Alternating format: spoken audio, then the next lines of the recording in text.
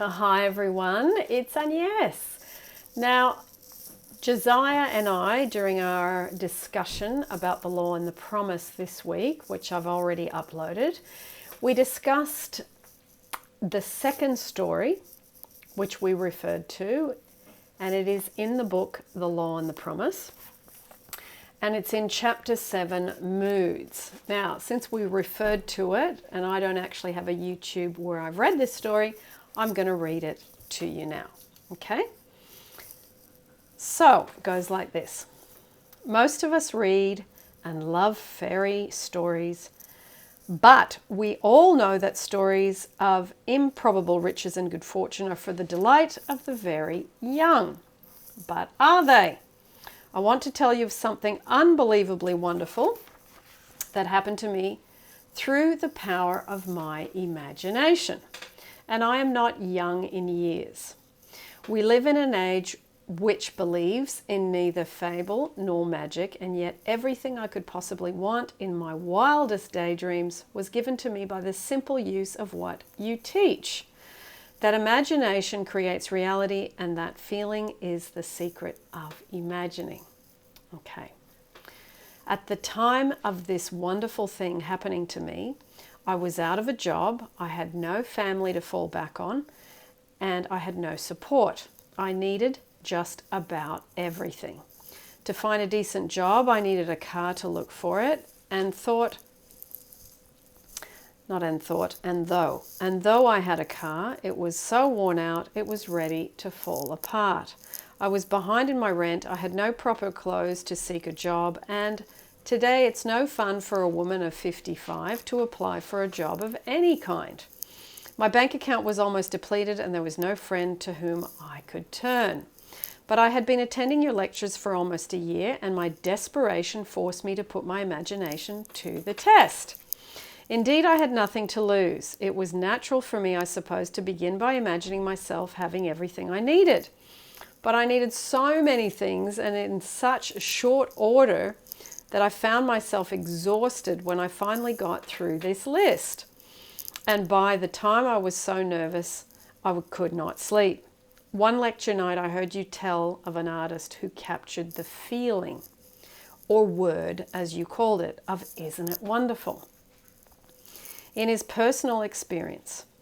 So I began to apply this idea to my case. Instead of thinking of and imagining every article I needed, I tried to capture the feeling that something wonderful was happening to me, not tomorrow, not next week, but right now.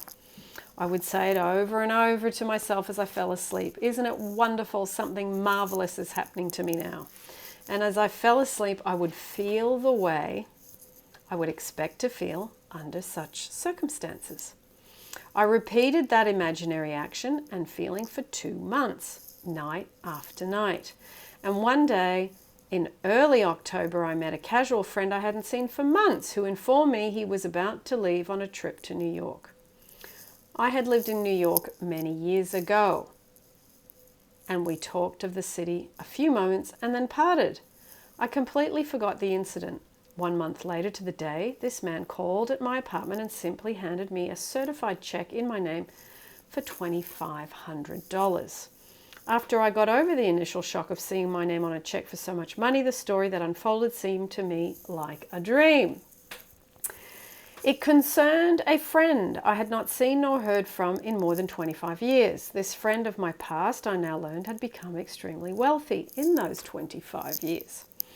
Our mutual acquaintance who had brought the check to me had met him quite by accident during the trip to New York last month. During their conversation, they had spoken of me, and for reasons I was not to know, for to this day I've not heard from him personally, and I've not attempted to contact him. This old friend decided to share a portion of his great wealth with me.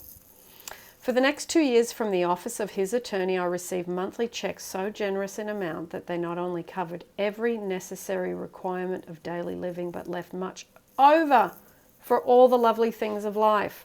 A car, clothes, a spacious apartment, and best of all, no need to earn my daily bread.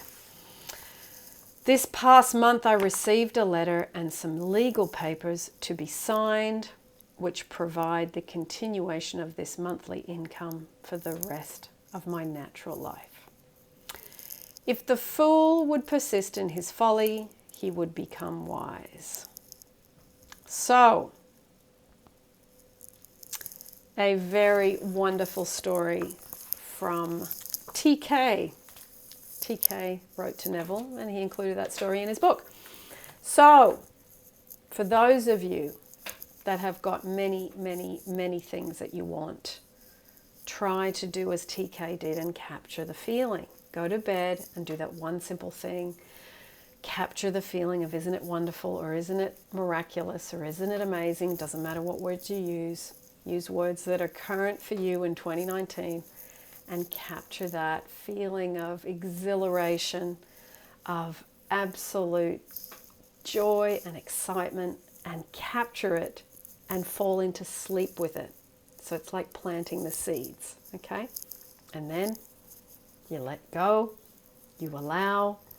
You don't try and work out where it's going to come from, because I'm sure with this woman TK, there's no way she could have imagined this was coming from this place, because it was totally out of her realm of what she expected. So a wonderful, wonderful story.